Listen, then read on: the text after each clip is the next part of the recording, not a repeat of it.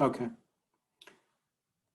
Well, greetings, friends, and welcome to Live at 345 with Kevin Ressler today. Live at 345 is an extension of the podcast that I began last May in the middle of COVID called A Church Dismantled, A Kingdom Restored. You can find the podcast on Apple Podcasts, as well as these live events are listed at the website at www.churchdismantled.com, as well as the YouTube links for these interviews following this. I'm just delighted today to have with us Kevin Ressler. Kevin is the CEO and president of Lancaster United Way. He also was CEO or president of Meals on Wheels before that. I grew up in Lancaster and has a real heart for issues of social justice. Kevin has an interesting biographical, historical, and spiritual context out of which he speaks. His grandfather was the first Mennonite bishop in Tanzania, in Africa, Kevin? Yes. Yeah. Coming out of Lancaster Conference. And so he just speaks to the issues of race from a perspective that is really helpful. He was a guest on 2 panels that I led this year at Elizabethtown College. And so, Kevin, thank you so much for joining us. I'm so grateful to be here. Thank you so much for having me. The question I'd like to start us with is given your unique situation, your context that you are in and come from, how do you find yourself talking about issues of systemic racism in the church? What are the ways that people might hear? Because as I said to you earlier, I find so much resistance to this language, to the idea, the social reality of systemic racism or white supremacy, particularly in the church. How do you speak to these issues, Kevin? Yeah, I appreciate the question and the conversations we've had. A couple years ago, Mennonite World Conference was hosted in 2015 in Harrisburg. And I was given the opportunity to preach on Friday morning. And one of the things that I was able to say was that my identity, the core of my identity, is this Anabaptist Mennonite thing. I'm biracial, I'm bicultural and binational. My father is white American, traditional, what we will sometimes in America call traditional ethnic Mennonite. Grew up in Ohio. His parents were plain. My mother was the daughter, the youngest daughter of the first bishop, as you said, in Africa for the Mennonite Church to take over from the missionaries. And so I don't have Black American heritage, but I was born and raised here and I have a Black experience. But when we talk about church, I don't refer to the Black Baptist Church or the AME Church. It's the Mennonite Church. That's my church. That's my spiritual home. It's my theology. And so I speak from that, but I also speak as the grandson of 2 pastors with very interesting and varied narratives. And I think it says something about the church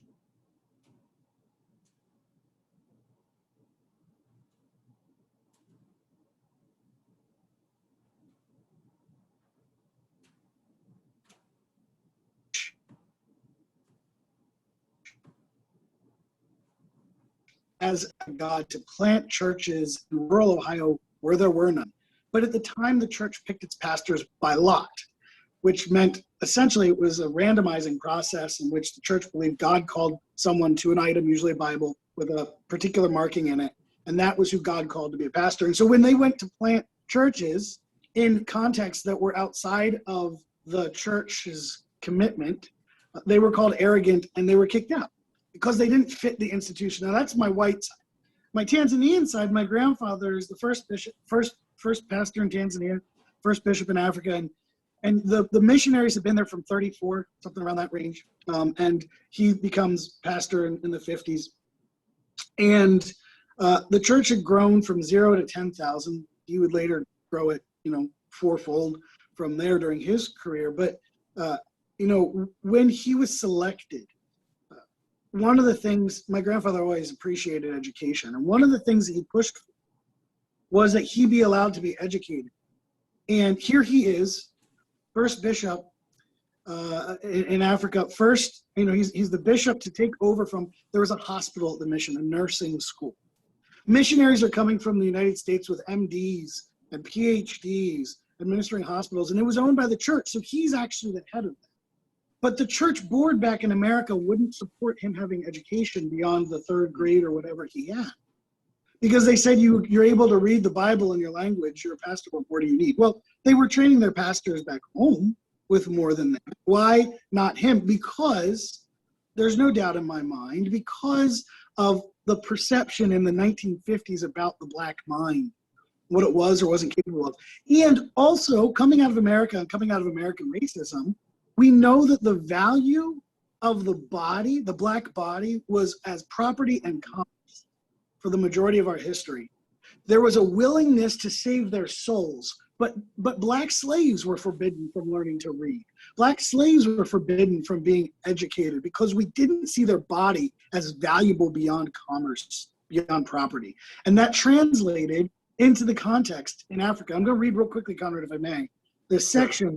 My grandfather's autobiography. Yeah, I read that. In the Mennonite Church may have seen this. It's called Kisari, a Mennonite of Kisuru. It's an autobiography. It's told by Joe Shank. Joe Shank grew up in Tanzania. In fact, he has his parents were missionaries. His brother David Shank, many may know, is a missionary. His sister still lives in Africa, or recently retired and came back. But this, so he had this relationship, was of the people in many ways. So my grandfather in this book comes to America, and he says, my relationship to the Lancaster Mennonite Conference is the second thing which stands out in my memory of the 1967 visit. I had seen earlier that the mission board isn't the church. It is the servant of the church through which Lancaster Conference does its mission work at home and overseas. Now that I had been entrusted with the office of bishop, I had expected that the conference bishops would welcome me and be involved with my visit. But this didn't happen. My point of reference continued the mission board as it had been on my first trip.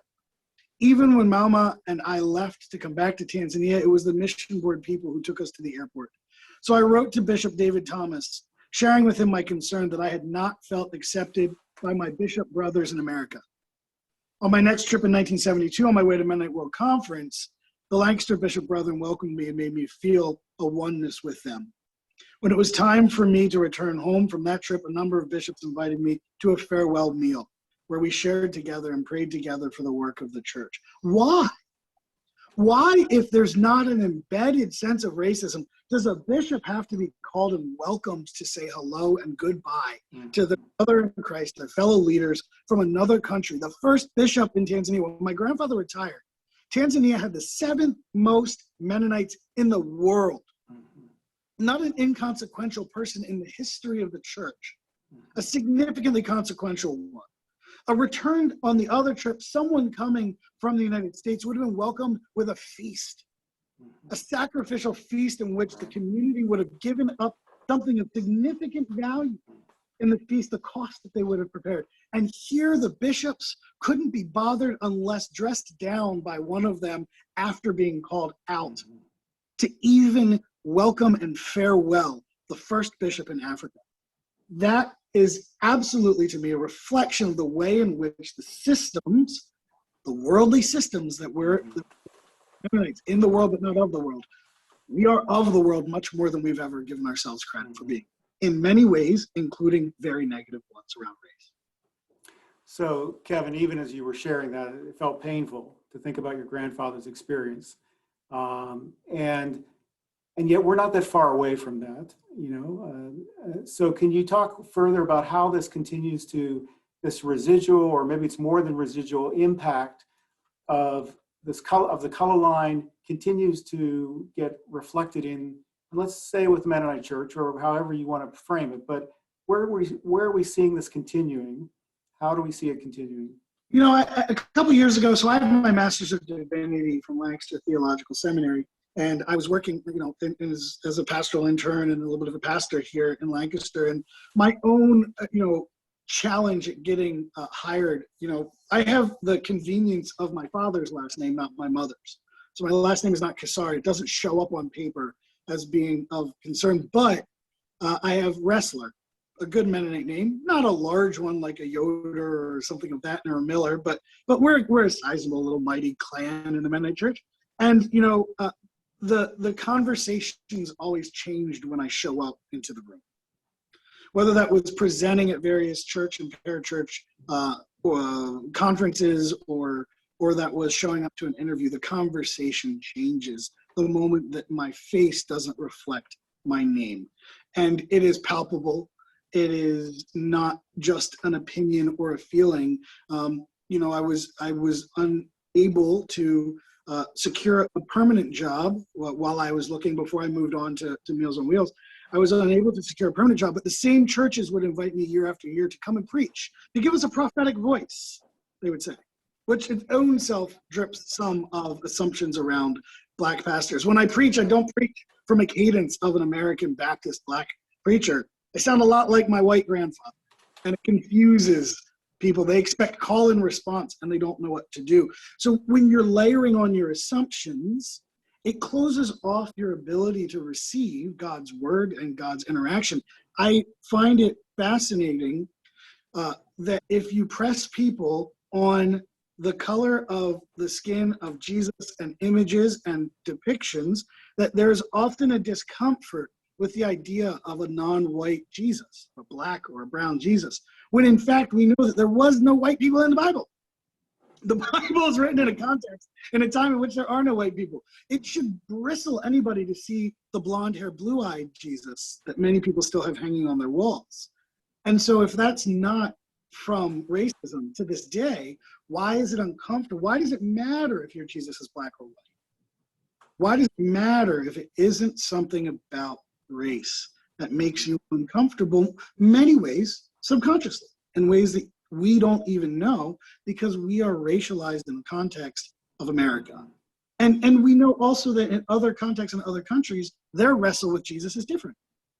And so here in America, where we have a system of racism that's still imbued in everything from policing to education to healthcare, why wouldn't it also be in the church? So Kevin, in my Facebook group, I responded to someone. I made a comment that systemic racism is embedded in every social institution in this country. And someone took me to task and said, what's the evidence for that? So how do you respond to that question? I've heard you talk about it in terms of policing. We're talking about in terms of the church. What do you say to someone like that? Yeah, I mean, the first thing is to ask the question, why is your resistance? Prove to me equality and equity, because there's no evidence for that. The evidence for the iniquities in our society are bountiful and plenty. It's wealth gap and disparities. It's the ways in which we have policies. Right? It's the 10 times difference in sentencing guidelines for things like powder cocaine versus crack cocaine, which is directly tied to the neighborhoods to which they're in, and the disenfranchisement of individuals who work for hourly jobs that don't provide health care. I had someone I was speaking to over the weekend who had paid $1,500, they had COVID, and they got COVID pneumonia, and they had a hospital stay. $1,500 was their deductible. That's all they paid. But the hospital bill was $62,000. And you have, coming out of our history of disenfranchisement, you have people who have not had the opportunity because of segregated housing in neighborhoods to be able to have someone in their community who can give them an internship or a first job, which leads to the ability to generate wealth and opportunity, not just for yourself, but your next generation. And so if in 1964 was the first time we had the Voting Rights Act, you're 1.5 generations away from that. If the GI Bill disenfranchised 1.4 million Black servicemen, which it did, and didn't allow them to buy houses on the GI Bill, to go to school on the GI Bill, their children suffered the historical consequences. The generational poverty that we see is often a direct result because of policies that we've had. And so there's no way that you can look at all of this evidence and say none of it is true. But go and find me a piece of evidence that shows that there is equity broad-based. You will not find it. So when you say no, no, no, no, no, again and again to evidence, it's not evidence that will convince you, because you have already determined the end of your conversation before you began it. So my response to him, Kevin, was, you need to take a course. You need a longer period of time in which to study this stuff. Because what I hear from my students consistently, and I was talking with them about this today, is they're not hearing the narratives that you're describing. They're not hearing the narratives by those who've been oppressed, by those who are African American. They grew up, and they tell me this, we heard the other narratives of those in power. So how does the church address this? How does this become, when I was working on road signs for the journey, my book on Mennonite Church USA in 2006, and I visited Black leaders in Philadelphia. One of the things that frustrated them, and I heard from them again and again, was, oh, you want to come down here and write our story? The church wants to boast about our presence, but nothing ever changes structurally.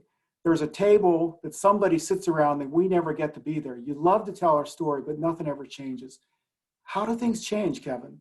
How do we work at this? Because that's really the structural, systemic level that the church is not so willing often to work at. What's your reaction to that? Well, it's a similar thing again. It's people who know the end of their story before they actually begin to tell it, or before they begin to ask questions to write it. So when I think about, well, I was going to say, I don't mean to pick on Lancaster Conference, but I'll follow in his footsteps, and we'll just talk about the reality of Lancaster Conference. Lancaster Conference, and I'll touch on gender for a second. Lancaster Conference now will ordain women pastors. They don't make it easy.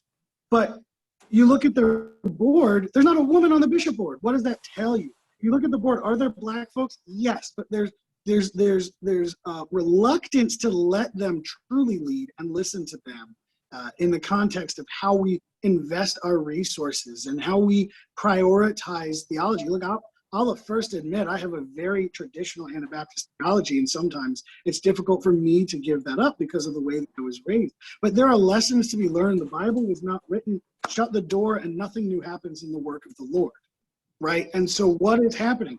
The problem I often see, and I'll talk international context again here for a second, is I find it fascinating when I talk about, I have a very progressive theology, although it's traditional in the sense of piecework and that, but I absolutely have been working for my whole life and career in trying to get LGBT inclusion in the church. And I find it fascinating when the white conservative church, who has not let people like my grandfather's voice lead, although they let it be a part of the conversation, they let it lead. I find it fascinating. All of a sudden, the white Mennonite church, the white conservative Mennonite church, is all of a sudden interested in letting the global South lead on things like sexuality. Why? Because they have a conservative viewpoint. So now they're willing to go and listen to the Black church when they're regurgitating the things that they were told and fits the narrative, but they can put their hands up and say, no, look, we're doing what you asked us to do. We're following people of color. Well, you're only following some. Now, that's not to say that people of color broadly hold the same progressive views I do, but it's a little bit of an anecdote, broadly speaking. Mm-hmm. I find it interesting. There's two churches in Lancaster when I was a pastor. There were two churches, one who was, both were renting to immigrant churches, and I found this very fascinating. One, who I thought did an absolutely stellar job, said, we're struggling, we're dying out, and we don't have enough money to make our budget. And they invited in an African church. They invited a South Asian church in, and they integrated them into their worship. They sang songs together to the point in which the white church had less of their songs, and less frequently were the words being spoken from English. And they learned to live together in the way that one would presume a bodily heaven might look like, right? Integrated and diverse.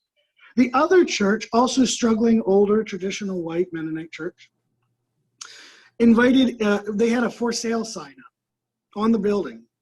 And in comes this African church who couldn't afford to buy it, but they said, we'll rent from you and we'll save our money and then we'll buy it from you. Well, a couple of years later, the church has raised enough money to buy, the African church has raised enough money to buy the church from the white church. And you know what they said, Conrad? Oh, now that you're here, our finances are stable. It's not for sale anymore.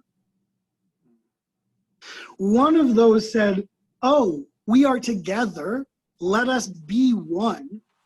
And the other said, and bragged about the fact that they hosted this church. And they said, oh, look how good we are. They're in our church. How many of our churches rent to churches from other contexts or colors or backgrounds, and yet never worship together, never learn from one another? And who maintains the power? Those who have ownership of the land. They dictate, generally speaking, what the relationship looks like and how it goes. So Kevin, you are in a unique position because of your ancestry from Tanzania. You have a global perspective. This show, Live at 3:45, is bringing a lot of global guests. Would you want to speak to how this issue of race, which in many ways is a uniquely American or U.S. historical artifact, and yet there's still these power relationships that cross hemispheres. So would you want to reflect on South-West or South-North relationships at all in terms of the church and how we work towards the kind of equity, equality, shared table? So the world is small now, right? So if we put ourselves back, let's situate ourselves back in the early church. You know, Paul is going out to the world. He's not going out to the world. He's traveling barely what we would call regionally in the area. Mm-hmm. But in his mind, he's going out to the whole world, right? And that's important to understand. And we see things like the Acts Church. What do? They completely integrate themselves. They open up their finances, Jews and Gentiles, which is the close race as a construct to Elizabethan issue. Doesn't exist in the time. So we have to look at ethnicity and cultural groups and other background issues. And in that time, they're saying, no. There is no Jew, no Gentile. We're one and the same.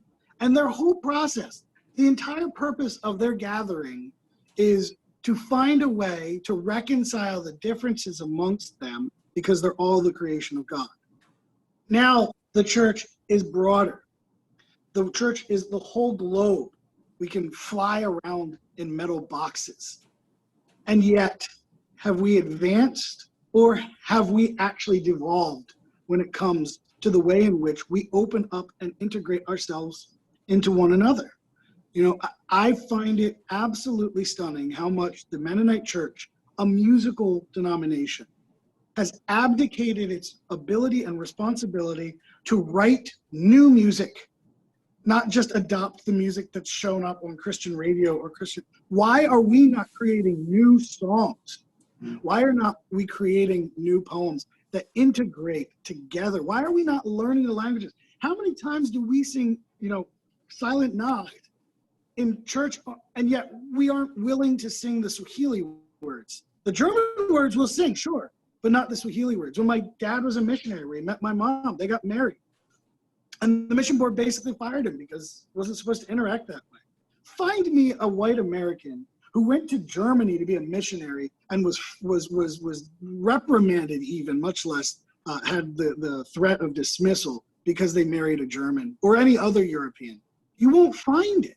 You won't find it because the church is deeply embedded with the racism from the perspective of America. And because we have done so much going out, we have exported that in the cultural baggage of the way in which we talk about Christ. Yeah, that makes a lot of sense, Kevin. So what keeps you going, Kevin? Well, we all live shorter than we ever imagined that we will. Yeah. Our lives are very short and our opportunities is great. And I remember when I was in probably high school, I fell in love with two writers, Edgar Allan Poe and Stephen Crane, both of whom died in their 40s. And so life expectancies and other things have changed. I had it in my mind, the finite and short opportunity one has to make an impression in the world. And as I get older, I'm 37 this May, I'll be 40 and hopefully I still have a longer, healthier life. But I find that I realized recently I had this driving drumbeat and I want to keep that part. I want to keep that part that it's finite and it's short. And if the entire world history is the space between my hands, my time is less than that when my fingers are pressed together. How do I make my impact on the world slightly larger? How do I do something that means that someone else has a wider path? How do I do something that means someone else is fed, someone else is clothed, someone else is visited, someone else is walked with? Because I, as a person, understood that the story and the value of Christ is not that you follow these doctrines. It's that a human being, fully human, fully divine, but fully human, came and showed us that you can sacrifice yourself for the greaterment of all others. And what a glorious path to follow, theology and doctrine aside, to be able to spend your life trying to find ways to make sure that those who are disenfranchised, dispossessed, and ignored are seen, valued, and loved. Kevin, amen, amen, amen. You are you are always, I'm not sure what the descriptor is. You are passionate, and I always feel encouraged by what you have to say. Because this show is really about where is the kingdom breaking out. And to hear you say, you know, I've got this, I recognize my life here has this, there's a window. I see the horizon, and that is dictating the way I work for the kingdom. Thank you for sharing that. I really appreciate it. I want to open it up and just say, if any of you who are guests today, anything you'd like to, any question you'd like to ask at this point,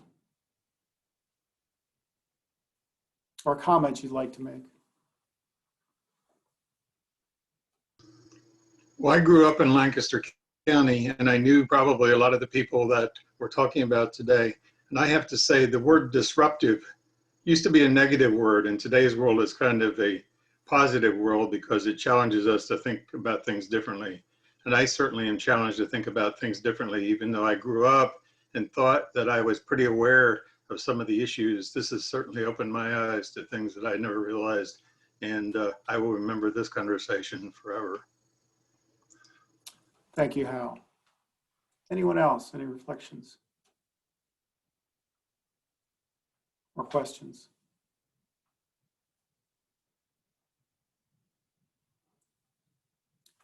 Kevin, what is your sense that your message is being received in the church?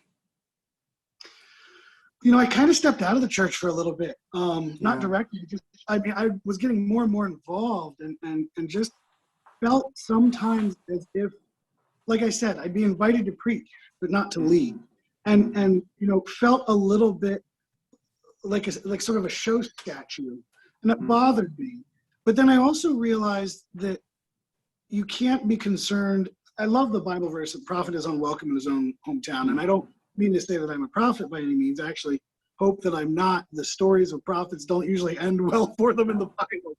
But, you know, there's a reality that the message outlasts the life, and that you are part of a thing. Long ago, I gave a sermon. I had this realization. I was thinking about gardening and the way land is used in the Bible a lot. And I thought, you know, some people's job is to plant seeds, and they never get to see the harvest. But they're really good at planting seeds, and there would be no harvest without them. So sometimes you don't get to be there for the whole process of growth, whether that's an individual you're working with, whether that's a church body. But your part in that, whether you know the outcome or not, is so important to everything else. And I don't spend much time thinking about heaven. Eschatology does not interest me at all. What will happen will happen. My time is here and is now to do what I can, and I will. And hopefully, on balance, it works out. But that's unimportant. What's important is that you strive. And to Hal, you know, Hal, I appreciate Hal's words there, because the other thing that's really important, I don't look at the people who their stories are told in here, as bad or as evil. They were products of their time with the limitations of it. And there were also people who were in that same time able to speak out. The job is to be humble enough to say confidently what you know to be true, with the absolute fervent belief that there are parts of that are wrong. And you continue, as you speak that truth, to seek the fault and the shortcomings of what you're saying, and you change. You are willing to change, to repent, as the word repent is to turn. That even the things you thought were good may require you some time to repent and to accept a new truth. Kevin, you're terrific. You are prophetic, and I love the Christo-centric way in which you position this for the church. This afternoon in one of my classes, we were talking about Brian Stevenson and just the impact that he has made over 30 years. And that although these are structural issues and problems and structural sins and systemic sins, the individuals can make a difference. Individuals can have an impact. It's costly. You know, he told the story of being with Rosa Parks and her friend who said, "You're going to need bravery, bravery, bravery, young man, if you're going to do what you do."